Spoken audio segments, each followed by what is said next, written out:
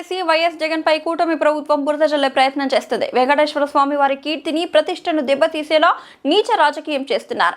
అధికారంలోకి వచ్చిన వెంటనే ఈవీఎంలపై ప్రజలకు అనుమానం వస్తున్న సమయంలో లడ్డూ కల్తీ జరిగిందని అసత్య ప్రచారం చేశారు. చివరికి ప్రభుత్వానికి సుప్రీంకోర్టు చివాట్లు పెట్టింది. సిబిఐ సిట్ నివేదికలో జంతు కొవ్వు కలవలేదని తెలిపింది. ఎమ్మెల్యేలే ప్రతిపక్ష నేతల ఇళ్లపై దాడులు చేసే పరిస్థితికి శాంతి భద్రతలను తీసుకువెళ్లారు. జగన్ రాజ్యం పోయి జంగిల్ రాజ్యం వచ్చింది. జంగిల్ రాజ్యంలో ఒక ఆటవిక రాజ్యాన్ని నడుపుతున్నారు. అర్బన్ గోస్వామి చర్చను టీడీపీ బాయ్కాట్ చేసింది. గత కొద్ది రోజులుగా మన రాష్ట్రంలో పరిపాలన గాలికి వదిలేసి కేవలం మాజీ ముఖ్యమంత్రి వర్యులు వైఎస్ జగన్మోహన్ రెడ్డి గారి మీద బురద జల్లే కార్యక్రమం కోసం ఒక పెద్ద ప్రణాళికని చంద్రబాబు నాయుడు గారి నాయకత్వంలో అమలు చేసే కార్యక్రమం జరుగుతుంది. జగన్ గారిని తప్పుపట్టాలి, బురద చల్లాలి అనే కార్యక్రమంలో సాక్షాత్తు కలియుగ దైవాన్ని వెంకటేశ్వర స్వామిని కూడా చంద్రబాబు నాయుడు గారు విడిచిపెట్టకుండా అపఖ్యాతి పాలు చేసే కార్యక్రమాన్ని నిరంతరం చేస్తూ ఉన్నారు. ఇక్కడ ఒక గ్రామ స్థాయి నుంచి మొదలుపెట్టి ఢిల్లీ వరకు దీన్ని పెద్ద ప్రచారాన్ని చేస్తూ తిరుమల తిరుపతి దేవస్థానం, అదేవిధంగా వెంకటేశ్వర స్వామి వారి కీర్తిని, పవిత్రతని దెబ్బతీస్తూ గతంలో ఎప్పుడూ ఏ పరిపాలకులు చేయనంత నీచ స్థితికి రాజకీయాల్ని చేస్తూ ఉన్న విషయం మనం చూస్తున్నాం. పరిపాలనలో ఫెయిల్ అయ్యి అబద్ధాల ప్రచారంలో పాస్ అవ్వాలనే తాపత్రయంతో చంద్రబాబు నాయుడు గారు ఆయన ప్రభుత్వం ముందుకెళ్తూ ఉంది. ఇవాళ మీరు చూస్తే అధికారంలోకి వచ్చిన వెంటనే కొద్ది రోజులకే ఈవీఎంలు వ్యవహారం మీద, ఆ వీవీప్యాట్ స్లిప్స్ వ్యవహారం మీద ఒక పెద్ద ఎత్తున అనుమానాలు వస్తున్న సమయంలో, సరిగ్గా అదే సమయంలో ఈ కార్యక్రమం టేకప్ చేశారు. ఈ ప్రచార కార్యక్రమాన్ని టేకప్ చేసి ఏదో తిరుమల తిరుపతి దేవస్థానం ప్రసాదంలో, వెంకటేశ్వర స్వామివారి ప్రసాదంలో కల్తీ జరిగిందని, పంది కొవ్వు కలిపారు, ఆవు కొవ్వు కలిపారు, చేప నూనె కలిపారని రకరకాలుగా ఎలాంటి ఆధారం లేకుండా ఇష్టానుసారం మాట్లాడి అది జగన్మోహన్ రెడ్డి గారి హయాంలో జరిగినట్టుగా ప్రచారం చేశారు. చివరికి ఏం తేలింది?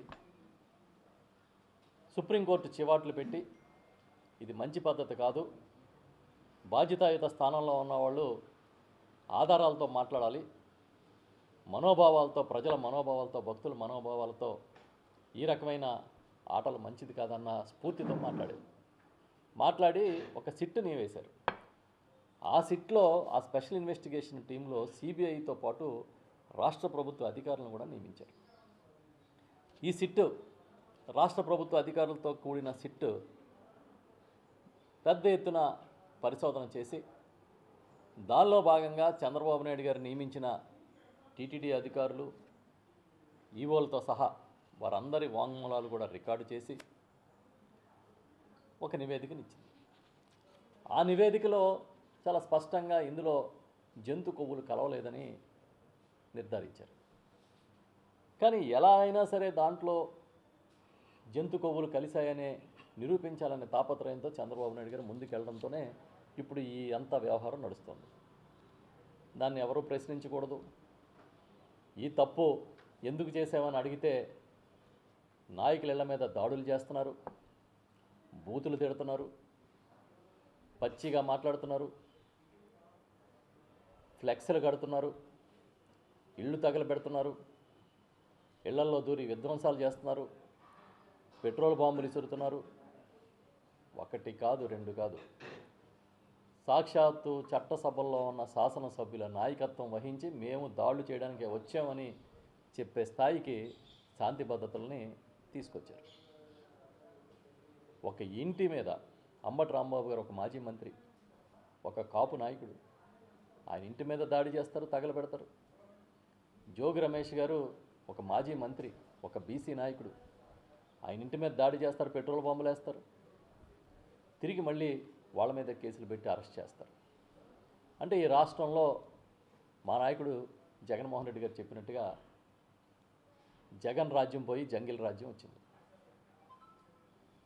జగన్ సంక్షేమాన్ని చూసి పేదవారి కళ్ళల్లో కాంతులు నింపాలనే ప్రయత్నంతో కోవిడ్ వచ్చినా మరొక కష్టం వచ్చినా కూడా పథకాలు ఆపకుండా ముందుకు తీసుకెళ్తే ఒక సంక్షేమం ఎలా ఉంటుందనేది ఈ దేశంలోనే ఒక ఛాంపియన్ లాగా అమలు చేస్తే ఆ రోజు జగన్ రాజ్యాన్ని జగన్ పరిపాలనని తప్పుపట్టి ఈరోజు మీరేం తీసుకొచ్చారా అంటే జంగిల్ రాజ్యాన్ని తీసుకొచ్చారు. ఒక ఆటవిక రాజ్యాన్ని నడుపుతున్నారు. ఇవాళకి పచ్చిగా ప్రచారాన్ని కొనసాగిస్తూనే ఉన్నారు. నిన్నో ఎప్పుడో చూశాను ఇవాళ పత్రికల్లో ఆర్నబ్ గోస్వామి గారు, ఆయన ఒక పాపులర్ టీవీలో వ్యాఖ్యాత, ఆయన డిబేట్లో దీని ఏదో తప్పు పట్టారని రాసుకున్నారు మీడియాలో. అదే ఆర్నబ్ గోస్వామి గారు ఇండిగో విమానాలు రద్దయినప్పుడు ఈ దేశం మొత్తం మీద రామ్మోహన్ నాయుడు గారు మాట్లాడిన మాటలు, తెలుగుదేశం అధికార ప్రతినిధి వెళ్ళి వార్ రూమ్లోంచి మా లోకేష్ గారు దీన్ని రివ్యూ చేస్తున్నారంటే ఆయన నిలదీసిన తీరు, అసలు మీ లోకేష్ గారికి దీనికి సంబంధం ఏంటని ఆ రోజు అడిగి గట్టిగా నిలదీస్తే ఆ రోజు ఏం చేశారు? బాయ్కట్ చేశారు. మీరు బాయ్కట్ చేస్తే ఖాళీ కుర్చీలు చూపించి ఆయన తెలుగుదేశం అధికార ప్రతినిధిని పిలిచాము రాలేదని ఖాళీ కుర్చీ చూపించి డిబేట్ పెట్టారు. ఈరోజు ఆర్నబ్ గోస్వామి గారు ఏదో తప్పు పట్టారు అన్నట్టుగా మీరు మాట్లాడుతున్నారు. అంటే మీకు ఒక రిటైర్డ్ ఈవో ఎల్వి సుబ్రహ్మణ్యం గారిని, రిటైర్డ్ చీఫ్ సెక్రటరీ గారిని తీసుకొచ్చి మాట్లాడించారు. ఇప్పుడు ఏ అధికారి, ఏ రిటైర్డ్ అధికారి వారి అభిప్రాయాలు మీకు అనుకూలంగా మాట్లాడితే అచ్చొస్తారు పైన హెడ్లైన్స్లో, దాన్ని బట్టుకు తిప్పుతారు. అంతే తప్ప వెంకటేశ్వర స్వామిని దెబ్బతీస్తున్నామనే ఆలోచన కొంచెం కూడా లేదు. అసలు ఈ 4 ట్యాంకర్లు శాంపుల్స్ తీసిన 4 ట్యాంకర్లు ఎక్కడివి? చంద్రబాబు నాయుడు గారు ముఖ్యమంత్రిగా ఉన్నప్పుడు ట్యాంకర్లు రిజెక్ట్ చేసినవే కదా. మళ్ళీ ఆ ట్యాంకర్లు ఎప్పుడు వెళ్ళాయి లోపలికి? చంద్రబాబు నాయుడు గారు అధికారంలో ఉండగానే కదా లోపలికి వెళ్ళాయి. ఈ 2 విషయాలు ఎవరు చెప్పారు? సిబిఐ ఛార్జ్షీట్లో చెప్పింది కదా, సిబిఐ వెల్లడించింది కదా.